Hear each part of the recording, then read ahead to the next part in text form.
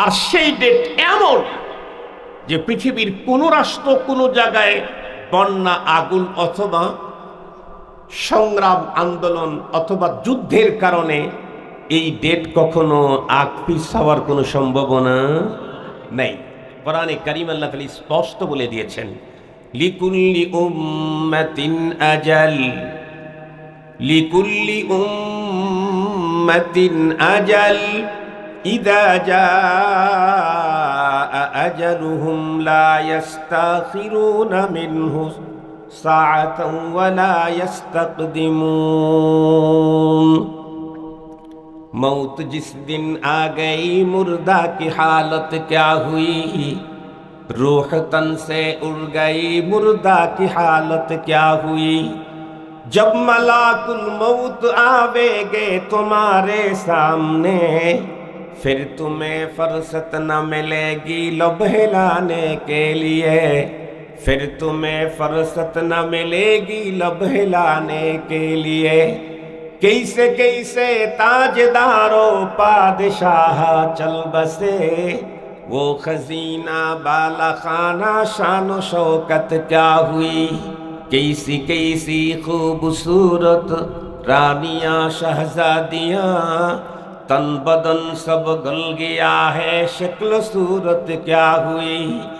ऐ बिरादर सी जहानत रफ्तनास्त, ऐ बिरादर सी जहानत रफ्तनास्त, जान बाइज़राइल आखिर दादानास्त। बाप भाई माँ बुहिन फर्जंद जन और यारगार, आशिक माशूक नौकर बंदे खिदमत गुजार। काम आने का नहीं, काम आने का नहीं, हर एक जुदा हो जाएगा, बल्कि एक एक उज़्ब दुश्मन जान का हो जाएगा। एक কথায় রব ব্যাকডেট দিয়েছেন, এটাকে পিছাবার কোনো সুযোগ নাই, আগায় আনারও কোনো সুযোগ নাই। তাম দুনিয়া মিলে সমস্ত পারমাণবিক অস্ত্র যদি আমাকে মারার জন্য ব্যয় করে, কসম আল্লাহ, রবের দেওয়া টাইমের আগে তাম দুনিয়া মিলে আমাকে মারতে পারবে না। তো বিশ্বাস ভিতরে নিয়েই ঢুকেছি। তাহলে দিন এত বড় সমুদ্র, পৃথিবীর কোন মানুষই তার টোটাল লাইফে শেষ করতে পারবে না। ও পারে গিয়েও দিন, কথা বলেন না কেন? ওই পারে গিয়েও দিন। সেটা কি নদীর ওপার না কাটা তারের বেড়ার ওপার? কথা বলেন না কেন? আমি যে ওপারের কথা বললাম, এটা নদীর ওপার না, কাটা তারের বেড়ার ওপার না, বরং এই পৃথিবীর ওপারে, আলমে বারজাখ, আলমে আখিরাত। দিন যেহেতু মহাসমুদ্রের চাইতেও বড়, সঙ্গত কারণেই দিনের অনেক বিষয় আছে।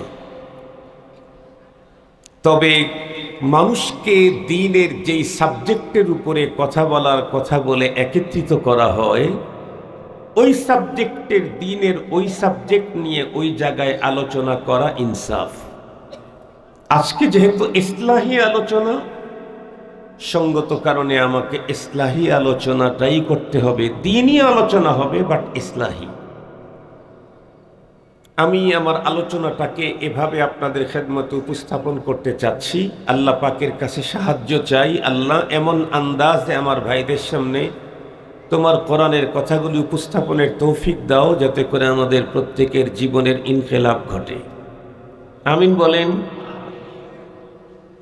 আমরা তো একটা জিনিস পৃথিবীর প্রতিটি মানুষ জানি এবং মানি,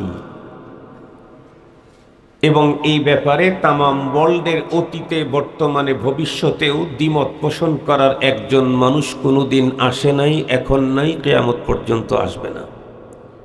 সেটি হলো আমরা একদিন মরে যাব। কথা বলেন, আমরা একদিন।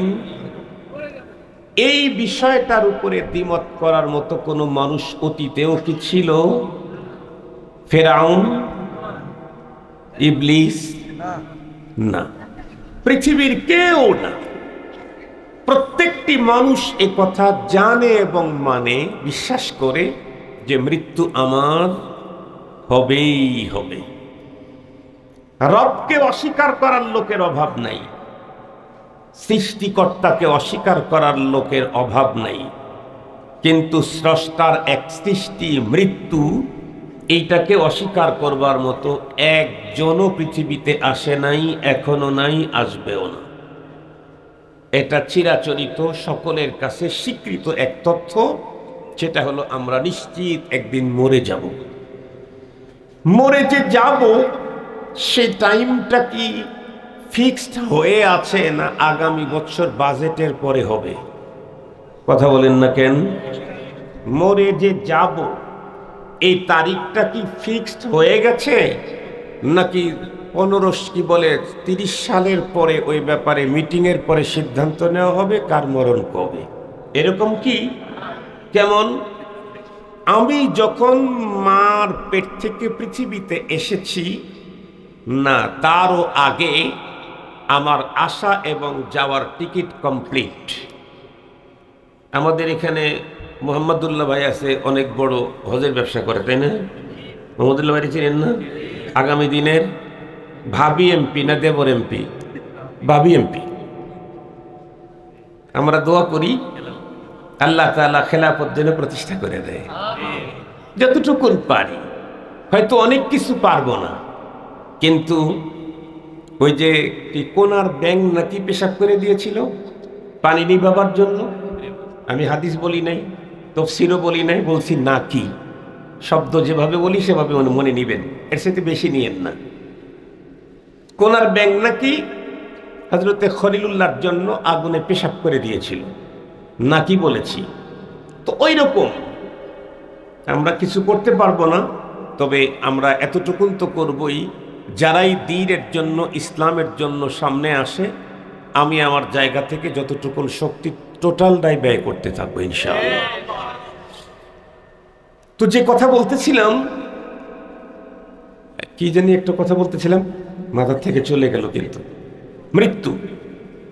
মৃত্যু তো অবধারিত, এবং ওই ভাই ভালো বলতে পারবে। আপনারা টাকা দিয়েছেন, এখন মনে হয় 26 সালের হজের রেজিস্ট্রেশন চলতেছে, গভর্নমেন্ট সময়সীমা দিয়েছে। এখন হয়তো ভাইজান 30-35 হাজার টাকা নিবে রেজিস্ট্রেশনের, পরবর্তীতে আপনার কাছ থেকে টাকা নিবে। আপনি খালি বারবার জানতে চাবেন, ভাইজান ফ্লাইট কবে, ফ্লাইট কবে, ফ্লাইট কবে? কারণ ফ্লাইট ছাড়া তো মক্কায় যাওয়ার আপাতত আর কোনো সিস্টেম বাংলাদেশে অ্যাভেলেবেল নেই। 2-4 জন যেতে পারে, অ্যাভেলেবেল নেই। তো ফ্লাইট কবে, ফ্লাইট কবে? তো আপনি তো শুধু যেতে চান, কিন্তু মোহাম্মদুল্লাহ ভাই যখন টিকিট করবে, শুধু যাওয়ার ডেটই দিবে না, সাথে সাথে আসার ডেটটাও দিয়ে দিবে। যাওয়ার ডেটের জন্য আপনি অনেক কিছু চাইবেন, আসার ডেটটা জানতে চায় না অনেকেই, কিন্তু যখনই যাওয়ার ডেট দেওয়া হবে তখনই আসার ডেট দেওয়া হবে। ঠিক তদ্রূপ এই পৃথিবীর প্রতিটি মানুষের মা, বাবা, চাচা, খালা সকলেই চেয়েছে, আল্লাহ তুমি আমার মেয়ের পেটে একটা দাও না, কবে আসবে আমার ঘরে নাতি, কবে আসবে আমার ঘরে নাতনি, কবে আসবে আমার ঘরে সন্তান, কবে আসবে আমার ঘরে ভাতিজা, কখন আসবে আমার ঘরে ভাগ্নে। এগুলি আবেদন করতে থাকে, কবে আসবে, কবে আসবে। তো যেদিন পাঠাবেন তার আগেই রব্বে কারিম আবার নিয়ে যাওয়ার ডেটটাও দিয়ে দিবেন। এজন্য অত বেশি খুশি হওয়ার কোনো সুযোগ নেই।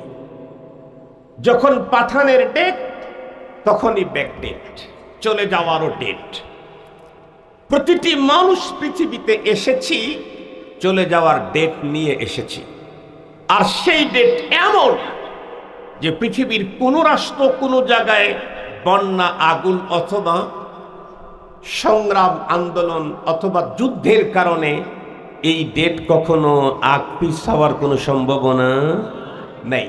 কোরআনে কারীম আল্লাহ তাআলা স্পষ্ট বলে দিয়েছেন, লিকুল্লি উম্মাতিন আজাল, লিকুল্লি উম্মাতিন আজাল, ইযা জাআ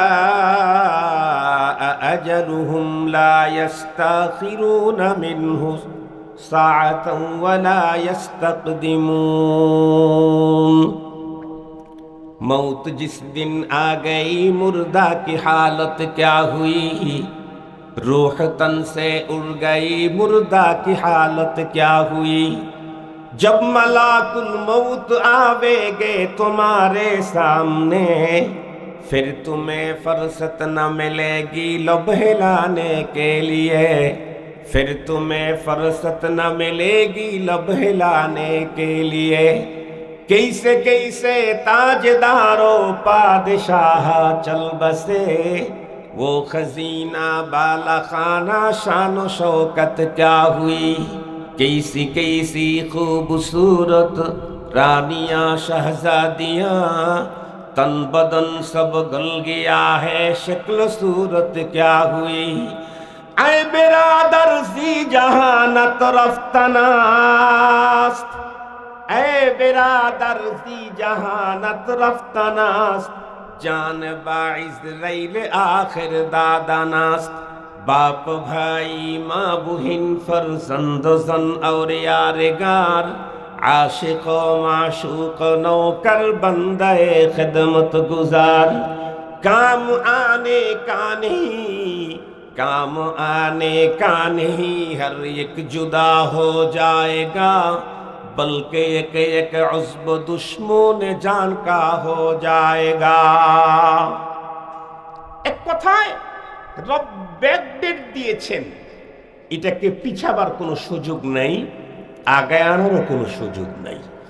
তাম দুনিয়া মিলে সমস্ত পারমাণবিক অস্ত্র যদি আমাকে মারার জন্য ব্যয় করে, কসম আল্লাহ, রবের দেওয়া টাইমের আগে তাম দুনিয়া মিলে আমাকে মারতে পারবে না। আমি যদি ইচ্ছা করি আত্মহত্যা করার জন্য, সুইসাইড করার জন্য, তবুও আমি মরব না। আর রব যে ডেট দিয়েছেন তার আগে একটু 1 মিনিট পর পর্যন্ত পিছানের ক্ষমতা দুনিয়ার সব লাইফ সাপোর্ট দিয়েও হবে না। এখন মানুষ একেবারে জরুরি অবস্থায় চলে গেলে কি দেয়? লাইফ সাপোর্ট দেয়। পৃথিবীর সমস্ত লাইফ সাপোর্ট যদি আমার উপরে প্রয়োগ করে, কসম আল্লাহর 1 সেকেন্ড আমাকে দুনিয়াতে বেশি রাখতে পারবে না। তাহলে এতটুকুন তো আমাদের সকলের এ কথার উপরে কোনো সন্দেহ নেই যে আমাকে নির্ধারিত টাইমেই চলে যেতে হবে, এবং প্রতিনিয়ত যাচ্ছে। যারা গেছে এরকম অনেক মানুষকে আমরা পরপারে নিজ হাতে কবরে কবরস্থ করেছি। মিনহা খালাকনাকুম ওয়া ফিহা নুঈদুকুম ওয়া মিনহা নুখরিজুকুম তারাতান উখরা। বলেছিলাম যে কি, ও আরবি একটা গদ পড়েছিলাম, কোরআন শরীফের আয়াত, এটার তর্জমা অনেকেরই জানা। ওই আয়াতের মধ্যে যখন তাকে মাটি দেই, তখনই কিন্তু আমি এ কথার স্লোগান দিয়েছি, ওয়া মিনহা নুখরিজুকুম তারাতান উখরা। আমাকে আবার এখান থেকে উঠানো হবে। আজকে তো মৃত্যু হয়ে গেল, মিনহা খালাকনাকুম ওয়া ফিহা নুঈদুকুম, আমাকে আবার উঠানো হবে। উঠাবার পরে আল্লাহ পাকের সামনে আমাকে মুখোমুখি হতে হবে, আল্লাহ পাকের সামনে আমাকে উপস্থিত করা হবে। সেই দিন রব্বুল আলামিন আমার ভালো এবং মন্দ উভয়টার উপরে যাজা এবং সাজা দিয়ে দিবেন। কোরআনে হাকিমের যে আয়াত আমি তেলাওয়াত করেছি, এই আয়াতে কারিমাতে আল্লাহ তাআলা 4টা মেসেজ দিয়েছেন। কয়টা? এক আয়াতে কয় মেসেজ? কার মেসেজ? আবার বলেন কার মেসেজ? প্রধান উপদেষ্টার মেসেজ যদি এত গুরুত্ব রাখে, রব্বুল আলামিনের মেসেজের গুরুত্ব কত বেশি হবে? কত বেশি আমরা ভাষায় প্রকাশ করতে পারবো না। প্রথম মেসেজ, কুল্লু নাফসিন দাইকাতুল মাউত, প্রতিটি প্রাণীকে মৃত্যুর স্বাদ গ্রহণ করতে হবে, এটা আমরা মনে প্রাণে বিশ্বাস করি। এরপরে দ্বিতীয় মেসেজ হলো, ওয়া ইন্নাকুম তুওয়াফাউনা উজুরাকুম ইয়াওমাল কিয়ামাহ। দ্বিতীয় মেসেজ, তোমাদের প্রত্যেককেই তোমাদের কর্মের পরিপূর্ণ প্রতিদান দেওয়া হবে কিয়ামতের দিন। তার মানে তার মানে হলো মানুষ কাজ ভালো করুক আর মন্দ করুক, এই প্রত্যেকটা কাজের প্রতিদান আছে না, পাওনা আছে না? আছে। এটা আমরা সবাই জানি। হিন্দু, বৌদ্ধ, চাড়াল, মগ, আদিবাসী, সুশীল, সোশ্যাল যা আছে, সুশীলরাও বিশ্বাস করে, সোশ্যালও বিশ্বাস করে। সেটি হলো কি, প্রত্যেকটা কাজের একটা ফলাফল আছেই আছে। ভালো কাজের ফলাফল কি হবে? কথা বলেন না ভাই একটু? ভালো হবে। মন্দ কাজের ফলাফল মন্দ হবে। তবে আল্লাহ পাক এইখানে যে মেসেজটা দিলেন সেটি হলো, তুমি ভালো করলেও পৃথিবীতে তোমার ভালো কাজের টোটাল ফলাফল দেওয়া হবে না। তুমি মন্দ করলেও পৃথিবীতে তোমাকে মন্দ কাজের পুরাপুরি পানিশমেন্ট দেওয়া হবে না। পুরস্কার বলো আর পানিশমেন্ট বলো, ভালো কাজ আর মন্দ কাজ বলো, এটার পাওনা দেওয়া হবে পুরাপুরি কবে? আখিরাতে। 3 নাম্বার মেসেজ আল্লাহ পাক বলেন, ফামান যুহজিহা আনিন নারি ওয়া উদখিলাল জান্নাতা ফাকাদ ফাজ। সঙ্গত কারণেই ভালো এবং মন্দের পুরাপুরি প্রতিদান যেহেতু পরপারে দেওয়া হবে, সঙ্গত কারণেই সেই দিন যেই ব্যক্তি জাহান্নাম থেকে মুক্তি পেয়ে জান্নাতে ঢুকবে, আল্লাহ বলেন সেই হলো প্রকৃত সফল এবং সার্থক। প্রকৃত সফলকে কথা বলেন না কেন? আগামী নির্বাচনে এমপি হতে পারবে যে, আগামী নির্বাচনে ক্ষমতায় আসবে যে, কথা বলেন না কেন? প্রকৃত সফলকে পরপারে জাহান্নাম থেকে মুক্তি পেয়ে জান্নাতে ঢুকে যাবে যে প্রকৃত সফল হলো সে। এখন আমার জিজ্ঞাসা হলো, পরপারে যদি জাহান্নাম থেকে কেউ মুক্তি পেয়ে জান্নাতে যেতে চায়, তাহলে বলুন তার জন্য কি করণীয় আছে? কোরআনে হাকিমের আরেক আয়াতে আল্লাহ তাআলা বর্ণনা করে দিয়েছেন। আল্লাহ বলেন, ইন্নাল্লাযীনা আমানু ওয়া আমিলুস সালিহাতি কানাত লাহুম জান্নাতুল ফিরদাউসি নুজুলা। আল্লাহ পাক বলেন, যেই মানুষ তার টোটাল হায়াতে, জীবনে মাত্র 2টা পুঁজি গুছাইতে পারবে, জমাইতে পারবে, তাকেই মরণের পরে স্ট্যান্ডার্ড জান্নাত, জান্নাতুল ফেরদাউসে আল্লাহ মেজবান হয়ে তাকে মেহমানদারি করবেন। সুবহানাল্লাহর আওয়াজে মনে হচ্ছে আপনাদের ভিতরে কথা শোনার যথেষ্ট পরিমাণে গাফলতি আছে, অমনোযোগ আছে। কারণ আমি তো এই ময়দানের 27 বছরের পুরাতন লোক। আলহামদুলিল্লাহ, আওয়াজ দেখলে, চেহারা দেখলেই বুঝি এই তো কয়টা মানুষ। 1 লক্ষ লোক থাকলেও আওয়াজ, চোখ যদি যায়, ওই লোকের চেহারা দেখে বুঝবো আমার কথা শুনতেছে না অন্য কিছু ভাবতেছে। এতটুকুন আলহামদুলিল্লাহ বোঝার যোগ্যতায় 27 বছরে অর্জন হয়েছে। আপনাদের কথাতেই বুঝবো। গাড়িতে চলে চলে না, আমি নিজে যদি চোখ বন্ধ করে রাখি, এরপরেও আমি বুঝি যে আমার ড্রাইভার এখন ঘুমে আছে না জাগনা আছে। আলহামদুলিল্লাহ, চোখ বন্ধ, আমি কিন্তু চোখ বন্ধ করে আছি, কিন্তু এরপর আমি বুঝি, গাড়ির চালানের ভাবে বুঝি যে আমার ড্রাইভারের চোখে এখন ঘুম না ঘুম না। চোখ বন্ধ করলে বুঝি। আলহামদুলিল্লাহ, এই যোগ্যতাটা অর্জন হয়েছে। অনেক লম্বা টাইম ওয়াজ করবো না, আপনারা চিন্তা করেন না। আমার ওয়াজের নিসাব হলো 1 ঘন্টা, তার ভিতরে তো আলহামদুলিল্লাহ 22 মিনিট চলে গেছে। তো সর্বোচ্চ না হয় আর 30 মিনিটই হবে, অথবা তার আগেই ছেড়ে দেব, ভাই যেহেতু এসে পড়ছে। মুহতারাম হাজিরিন, খুব ভালো করে বুঝবেন, রব্বুল আলামিন বললেন টোটাল লাইফে আসছি, চলে যেতে হবে, ব্যাকডেট নিয়েই আসছি। মনে আছে কি? ব্যাকডেট নিয়েই আসছি। আর ওই টাইমকে আকপাস করার কোনো সুযোগও বক্তারও নাই, শ্রোতারও, প্রিন্সিপালেরও নাই, বাবুর্চিরও, এই রাষ্ট্রপ্রধানেরও নাই, কি বলে দফাদার চকিদারেরও, জাতিসংঘের মহাসচিবেরও নাই, সুইপারেরও নাই। মুহতারাম হাজিরিন, তো সেই পরপারের ওই জগতে আমি সফলতা অর্জন করতে চাইলে কয়টা পুঁজি লাগবে? 2টা পুঁজি। 1 নাম্বার হলো ঈমান। জোরে বলেন, 1 নাম্বার কি? 2 নাম্বার হলো নেক আমল, ইসলাম, নেক আমল। ঈমান লাগবে, নেক আমল লাগবে। এই 2 পুঁজি যার থাকবে, আল্লাহ পাক রব্বুল আলামিন তাকে পরপারে মৃত্যুর পরে জান্নাতুল ফেরদাউসে মেহমানদারি শুরু করবে। এখন কথা হলো হুজুর এই মেহমানদারি কতদিন চলবে? আল্লাহ কোরআন শরীফের ভিতরে তার জবাব দেন খালিদিনা ফিহা। কতদিন? না খালিদিন। কথা বলেন না কেন? যদি জিজ্ঞাসা করেন কতদিন, আল্লাহ বলেন খালিদিন। বুঝছেন কি? আপনারা যদি জিজ্ঞাসা করেন কতদিন, আল্লাহ কি বললেন? খালিদিনা ফিহা। এরপরে আরো আছে নাকি? আবাদা। তার মানে যার জীবনেও শেষ হবার না। খুব ভালো করে বুঝবেন, এই দুই পুঁজির প্রথমটা হলো ঈমান, এটার উপরেই বেশি প্রয়োজন ছিল। কিন্তু আজকের মাহফিলের সভাপতি সাহেব যেহেতু দাঈ ইলা সুন্নাহ, ওনার মাহফিলে বসে যদি আমি সুন্নতের ওয়াজ না করি তাহলে এটা মানায় না। এই কারণে আমি ঈমানের বিষয়টা, আমার অনেক ওয়াজ আছে, অনেক বয়ান আপনারা পাবেন। আজকে আমি আমলের উপরে কিঞ্চিত কথা বলবো। দুইটা পুঁজি আমার পরপারে মুক্ত হওয়ার জন্য, সফলতার জন্য। একটা হলো ঈমান আর একটা হলো নেক আমল। আজকে ঈমানের আলোচনা আমি করছি না, আমার ভাইয়েরা অন্য কেউ যদি আলোচনা করেন ফাবিহা। আমি আমলের কথা বলি। মুহতারাম হাজিরিন, আমরা যে আমলগুলি করি এর ভিতরে আমলগুলাকে শ্রেণীবিন্যাস করা হয়েছে শরীয়তে। কিছু আছে ফরজ, কিছু আছে ওয়াজিব, কিছু আছে সুন্নত, কিছু আছে মুস্তাহাব। সবগুলাই কি বলেন? আমলের ভিতরে। সবগুলাই কি? কথা বলেন না কেন? আমল।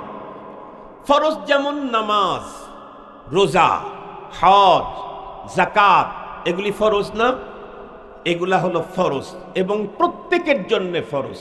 যে এর মুকাল্লাফ হবে এদের প্রত্যেকের জন্যই ফরজ। ফ্যামিলিতে একজন নামাজ পড়লে সবার পক্ষ থেকে যথেষ্ট। ফ্যামিলির সবাই যদি যাকাতের মালিক হয়, একজন আদায় করলে সবার পক্ষ থেকে। ফ্যামিলির সবাই যদি সাবালেক হয়, একজন রোজা রাখলে সবার পক্ষ থেকে। ফ্যামিলির সবার উপরে যদি হজ ফরজ হয়, একজন করলে সবার পক্ষ থেকে। এগুলি ফরজে আইন, প্রত্যেকের এই আমলগুলি করতে হয়। খুব ভালো করে বুঝবেন। প্রথম নাম্বার কথা হলো, ফরজ তো আমাদের জন্য অবশ্যক পালনীয়, করতেই হবে। যা ছাড়া পরপারের জাহান্নাম থেকে মুক্তি আর জান্নাতের দুখুল সম্ভব না।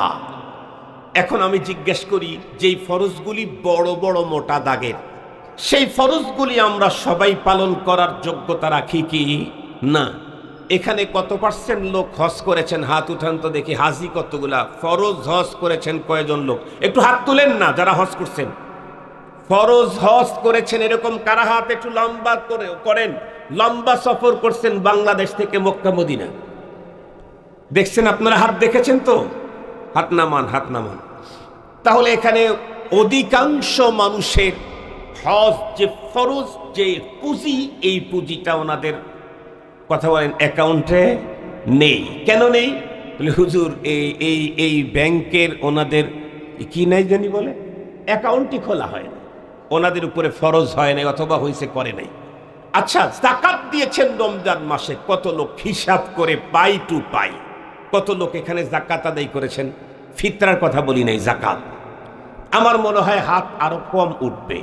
হজে যাও উঠেছিল, এখন তাও কম।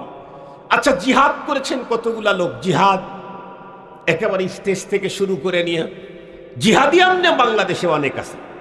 বিশেষ করে বক্তা হইলে জিহাদি হইতে আর ওই রণাঙ্গনে যাওয়া লাগে না, বক্তা হইলেই জিহাদি হওয়া যায়, শর্ট পদ্ধতিতে জিহাদি হওয়া এখানেও নাই। আচ্ছা ঠিক আছে, আমাদের মোটমাট পুঁজি কি এখন? তাইলে মোটমাট বড় পুঁজির মধ্যে হলো প্রতিদিনের একটা আমল আছে, সেটা হলো নামাজ, আর বাৎসরিক একটা আমল আছে, সেটা হলো রোজা। কথা বলেন না কেন? এই দুইটা আমল ফরজ মোটামুটি আমাদের আছে, একটা কন্টিনিউ আমল আর একটা বাৎসরিক আমল। খুব ভালো করে বুঝবেন, যে দুইটা আছে, দুইটার একটা নিয়ে আজকে কথা বলবো আমি। তার মধ্যে কন্টিনিউ যে আমলটা আমাদের আছে, আমরা করি, সেটি হলো নামাজ। সেই নামাজ যেটা আমাদের কন্টিনিউ আমল, প্রতিদিন কয়বার? কিন্তু বলেন তো দেখি, আমাদের সমাজে এমন মুসলিম আছে না যে আমলটা প্রতিদিন 5 বার করার কথা ছিল, সেই আমলটা সে 7 দিনে করে একবার। এরকম লোক আছে না নাই? প্রতিদিন কতবার করার কথা ছিল? সে প্রতিদিন 5 বার করে না, 7 দিনে একবার। তার মানে শুধু জুমার নামাজ পড়ে। এরকম মুসল্লি তো আপনাদের এলাকায় নাই? পার্সেন্টেজ কি 5 ওয়াক্ত মুসল্লির চাইতে তাদের সংখ্যা কম না আরো বেশি? আচ্ছা আসেন, আপনি প্রতিদিন 5 ওয়াক্তই পড়লেন, আরো 4 ওয়াক্ত মিলাইলেন রাসূলুল্লাহর অনুকরণে। আমরা তো কন্টিনিউ 4-5 ওয়াক্ত নামাজ পড়ি, আর আমাদের নবীজি যার জীবনের পূর্বাপর সকল গুনাহ আল্লাহ অগ্রিম ক্ষমার ঘোষণা করেছেন, সেই নবীজি কন্টিনিউ 9 ওয়াক্ত নামাজ পড়তেন। আমার জীবনের গুনার অন্ত নাই, আমি 7 দিনে 1 ওয়াক্ত পড়ি, আর আমার রাসূল যার জীবনের পূর্বাপর সকল গুনাহ অগ্রিম ক্ষমা, একে তো গুনাহই হয় নাই, তারপরে আবার অগ্রিম ক্ষমা, সেই রাসূল দৈনিক কয় ওয়াক্ত নামাজ পড়তেন? 9 ওয়াক্ত। বুঝেন আমার রাসূল কোথায় আর আমরা কোথায়।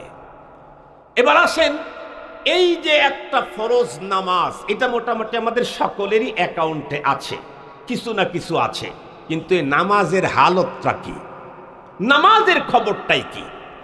আমরা জানি নামাজ একটা ফরজ, কিন্তু এই ফরজটাকে আদায় করতে চাইলে আরো 13টা ফরজ লাগে।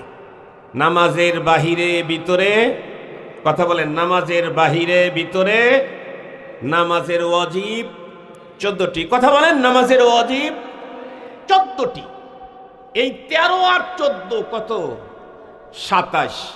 এই 27টা কাজ যদি কোনো ব্যক্তি 2 রাকাত নামাজে কমপ্লিট করতে না পারে, তাহলে তার এক ফরজই আদায় হবে না।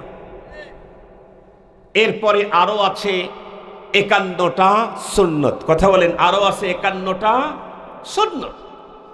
আমাদের দেশের কিছু মানুষ এখনো এমন আছে যাদের সামনে সুন্নতের কথা বললে কেমন জানি একটু কপাল ঘোষ করে আর নাকটা একটু ভাঁজ করে। তাদের বক্তব্য হলো, আরে হুজুর, এদেশে ফরজ থাকতেছে না, আকীদা নষ্ট হচ্ছে, এই হচ্ছে সেই হচ্ছে, আপনারা এখন সুন্নাত নিয়ে আছেন। আমি আপনাদেরকে বলতে চাই, মনে রাখবেন, সুন্নতকে যে ছোট ভাবে, ও আসলে ফরজকেই চিনে নাই। সুন্নতকে যে ছোট ভাবে, ও আসলে কি চেনে নাই? সত্যি কথা বলেন তো দেখি, মায়ের দাম তো অনেক বেশি, তার পায়ের নিচে আমার জান্নাত, কিন্তু নানি, কথা বলেন না কেন? নানির তো আর কোনো মূল্য নাই। নানির মূল্য আছে নাকি? নানিরও মূল্য আছে, নানির মূল্য আছে। যেই মানুষটা নানিরে চেনে না, ও মা পায় কেমনে? যে নানিরে চিনে না, ও মা পায় কেমনে? ওর মা কি আসমান থেকে প্যাকেট হয়ে আসছে? যে নানিরে চেনে না, ও মা পাইলো কেমনে? যে সুন্নত চেনে না, ও ফরজ পাইলো কার কাছে? সুন্নত চেনে না, ও ফরজ পাইলো কার কাছে? ওর দাদায় প্যাকেট করে দিয়ে গেছে? কথা বলেন না কেন? ফরজের আহ্বান, ফরজের বার্তা আমার কাছে পৌঁছিয়েছেন কে? সুন্নতওয়ালা। কথা বলেন না কেন? কে পাঠিয়েছেন? মুহাম্মাদুর রাসূলুল্লাহ সাল্লাল্লাহু আলাইহি ওয়াসাল্লাম। উনি আমাকে নামাজ শিখিয়েছেন, উনি আমাকে রোজার আহ্বান করেছেন, উনি আমাকে যাকাতের পদ্ধতি শিখিয়েছেন, উনি আমাকে হজের ডিজাইন দিয়েছেন, উনি আমাকে নামাজ আদায় করার ডিজাইন দিয়েছেন। নবীজির ডিজাইনটাই তো সুন্নত। সুন্নত যদি তুমি নাক ছিটকাও, তাহলে ফরজ পাইলা, প্যাকেট পাইলা কার কাছে?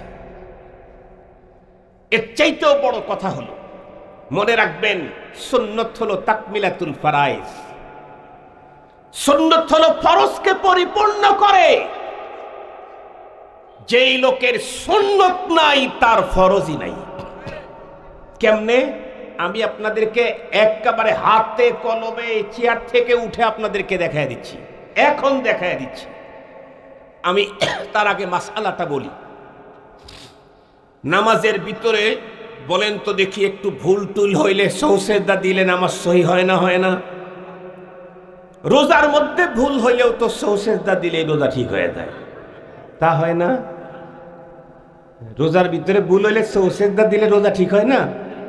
এই সিস্টেম আপনারা কার কাছ থেকে শিখছেন? কে জানাইছে আপনাকে? বলেন সুন্নতওয়ালা। কথা বলেন না কেন? কে শিখাইছেন? সে কে? মুহাম্মাদুর রাসূলুল্লাহ সাল্লাল্লাহু আলাইহি ওয়াসাল্লাম। তার কাছ থেকে ডিজাইন আমরা নিয়েছি। নামাজের কিছু ভুলের কারণে শেষে সাজদায়ে সহু দিলে নামাজ ঠিক হয়, কিন্তু সাজদায়ে সহু দিয়া কখনো রোজার যাকাত ঠিক করা যায় না। নামাজের যেইগুলি ফরজ আছে, এই ফরজ 13টার কোনো একটা যদি কোনো ব্যক্তি নিজের ইচ্ছায় অথবা ভুলে ছেড়ে গেছে অথবা ছেঁড়া পড়ছে, তাতে কয়টা সহু-সেজদা দিলে নামাজ ঠিক করা যাবে? কেন 2-4-6টা দিলে হবে না? হবেই না।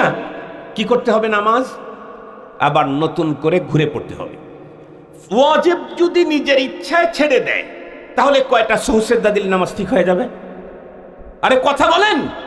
হবে না, হবে না। নিজের ইচ্ছায় যদি ছেড়ে দেয় ওয়াজিব, তাহলে কিয়ামত পর্যন্ত 2 রাকাত নামাজকে রিপিট করার জন্য কিয়ামত পর্যন্ত সহু-সেজদা দিয়ে হবে না। সহু-সেজদা কখন? সুন্নত ছাড়া পড়লেই সহু-সেজদা দেয়। কথা বলেন না কেন? আমাদের এক হুজুরের কাছ থেকে শুনছি যে এক আল্লাহর বান্দা ইমামতি করতেছে, তো মোটামুটি খুব বেশি মুসল্লি না, তবে মুসল্লিরা ভালো। ইমাম সাহেব হঠাৎ মানে নামাজের শেষে সহু-সেজদা দিয়েছে। মুসল্লিরা চিন্তা করলো, সব যেহেতু জানতা মানুষ, এই জন্য জিজ্ঞেস করছে, হুজুর নামাজের ভিতরে তো আমাদের তো নজরে সহু-সেজদা করার মতো কোনো কিছু তরক হয় না, আপনি সহু-সেজদা দিলেন কেন? আরে বেটা বুঝলে না, 2য় রাকাতে আমার বাই হয়ে গেছে। আপনি বলেন তো দেখি, 2য় রাকাতে বাই হইলে শেষের 4র্থ রাকাতের পরে সেজদায় সহু দিলেই নামাজ হয়? আর একটু জোরে বলেন। বুঝা গেল সেজদায় সহু দিয়া সব নামাজ রিপিট করা, সব ভুল সেজদায় সহু দিয়া কমপ্লিট করা যায় না। মুহতারাম হাজিরিন, ওয়াজিব যদি ভুলে ছাড়া পড়ে যদি সেজদায় সহু না দেয়, তাহলে নামাজ হবে না। এখন আপনাদের কাছে আমি মাসআলা জিজ্ঞেস করি, বলুন তো দেখি, 2 সেজদার মাঝখানে সোজা হয়ে বসা এটা সুন্নত না ফরজ না ওয়াজিব?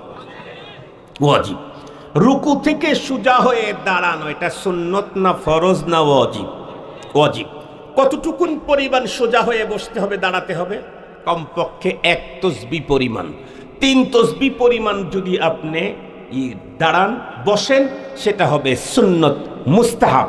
কিন্তু 1 তসবিহ পরিমাণ সুবহানাল্লাহ এই শব্দটা বলতে যতটুকুন সময় লেগেছে, এতটুকুন আপনাকে সোজা হতে হবে আর কি। সোজা হইতে চাইলে এতটুকু সময় লাগবেই। সোজা না হয়ে যদি কেউ রুকুতে যায়, তাহলে তার ওয়াজিবটা তরক হয়ে গেল না ইচ্ছায় তরক করে ফেললো? এখন যদি এই লোক কিয়ামত পর্যন্ত সহু-সেজদা দেয়, তাহলে তার নামাজ হবে না। শেখুল হাদিস আল্লামা আজিজুল হক রহমতুল্লাহ আলাই, আমার উস্তাদে মুহতারাম, হযরত বলতেন যে সালাফি যারা, আহলে হাদিস যারা, তারা কিছু জায়গাতে কিছু দোয়া দরুদ সুন্নতের উপরে আমল করার কারণে তাদের নামাজটা আমাদের নামাজের তুলনায় নষ্ট কম হয়। আমাদের হানাফি মাসলকের কিছু লোকেরা এটাকে এই সুন্নত আর মুস্তাহাবকে মুস্তাহাব আর সুন্নত মনে করে ছেড়ে দেওয়ার কারণে ওদের নামাজটাই নষ্ট হয়ে যায়। কেমন? যেমন হলো, হুজুর বলতেন রুকু থেকে সোজা হয়ে যখন দাঁড়াবে, তখন একটা দোয়া আছে না নাই? দোয়া এক রকমের না, দোয়া আছে, কিন্তু দোয়ার আলফাজ ভিন্ন রকমের। রব্বানা লাকাল হামদ, আল্লাহুম্মা রব্বানা লাকাল হামদ, রব্বানা ওয়া লাকাল হামদ, আল্লাহুম্মা রব্বানা ওয়া লাকাল হামদ।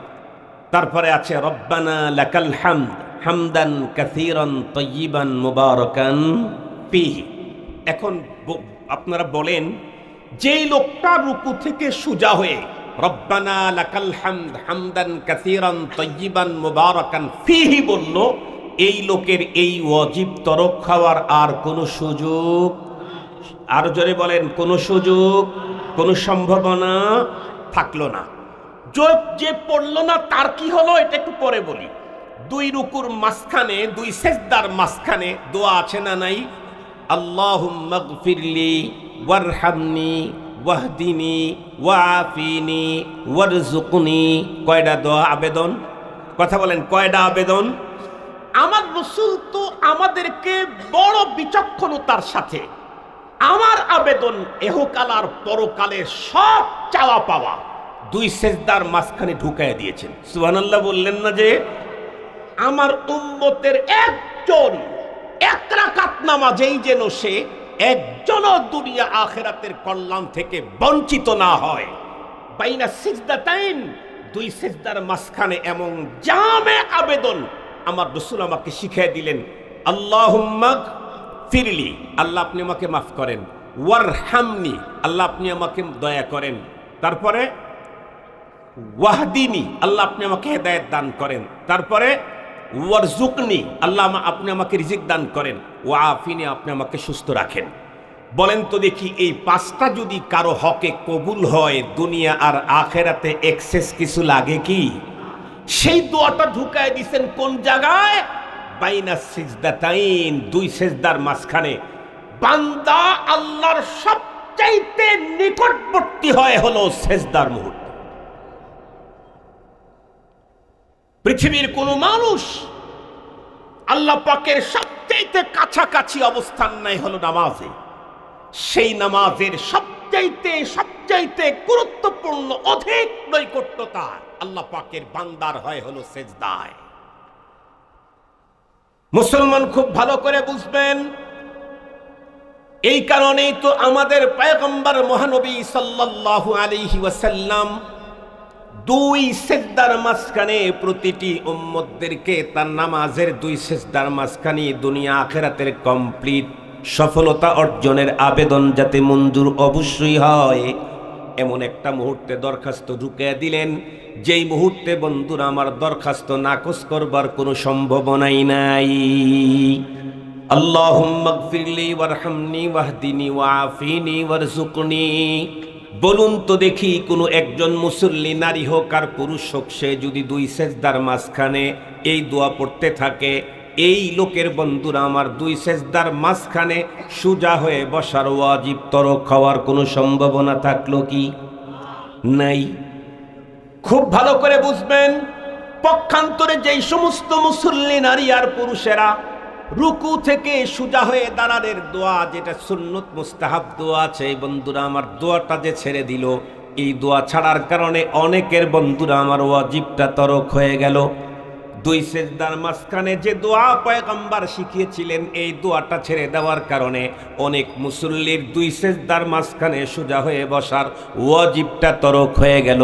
আর এই ওয়াজিব তরকটা বন্ধুরা আমার ভুলে করেছেন না নিজের ইচ্ছায় করেছেন?